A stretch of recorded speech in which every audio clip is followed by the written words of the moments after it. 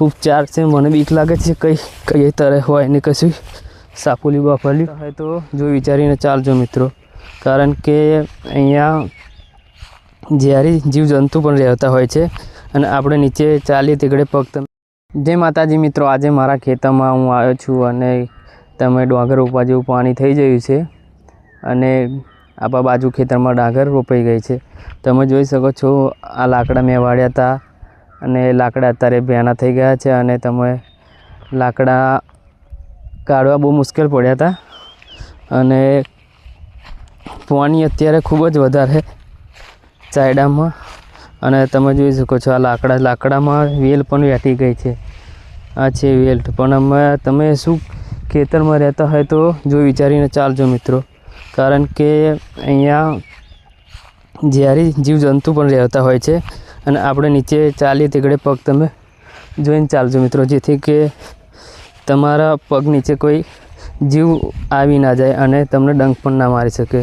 તો તમને આ ઝેરી સાપથી પણ તમારે ચેતનતું રહેવાનું રહેશે મિત્રો. કે જે આ વખડી અમે પાડી હતી, વખડીમાં તમે જોઈ શકો છો ખૂબ જ વધારે પેલે મધ નીકળ્યું હતું અને તમે જોઈ શકો છો અહીંયા લીલીછમ ઘાસ છે અને તમે પાછળનો નજારો પણ જોઈ શકો છો કેટલો સુંદર છે.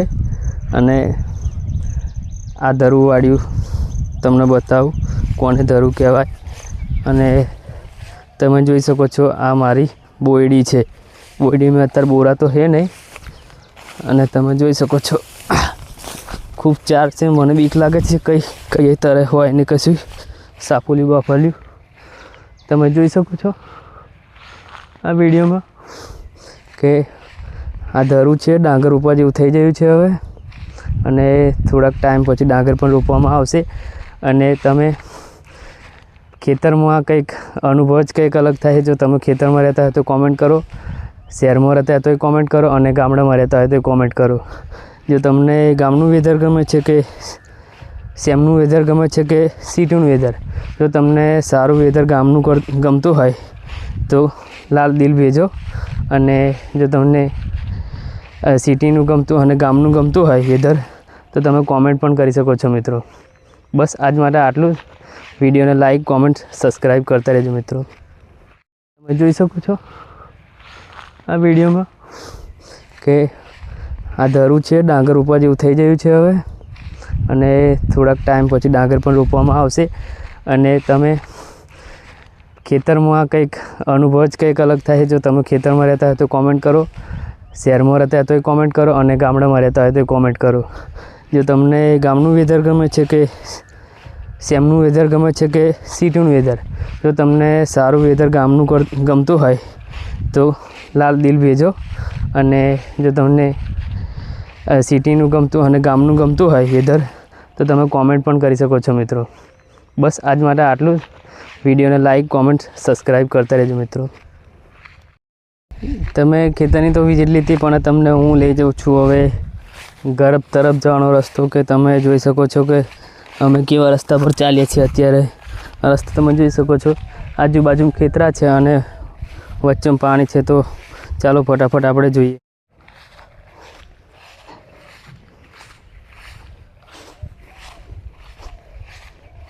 આ નજારો ખૂબ તમને ગમ્યો હોય છે કે અહીંયા આંબા છે અને આજુબાજુમાં પાણી છે અને તમે જોઈ શકો છો કે આંબા કાપ્યા છે, એમની જડ પણ પડી છે અને તમે ચાલતા હોય તે ઘડે આવી નીચે સાવધાન રહેવું કે જીવજંતુ પણ રહેતા હોય છે કે જે તમને કરડી ના લે, ડંખ ના મારી લે અને ખાસ તમારે સાવચેતી રાખવી. અને આ વિડીયો તમને ગમે તો લાઈક, કોમેન્ટ કરતા રહેજો. અત્યારે હું નવો વ્લોગર છું એટલે મને બહુ ખાસ વિડીયો બનાવતા અને એડિટિંગ કરતાં ઓછું ભાવે છે, પણ તોય હું વિડીયો એડિટિંગ કરતો રહું છું મિત્રો. જોઈ શકો છો આપણે આંબા નજીક આવી ગયા છે. આ આંબાનું ઝાડ છે. તમે જોઈ શકો છો કે હવે આ પાણી જે છે એ વધારે તાપ પડે તો પાછું સૂકી પણ જાય અને ઓછા તાપે ના સુકાય. પણ એવું નહીં હોતું.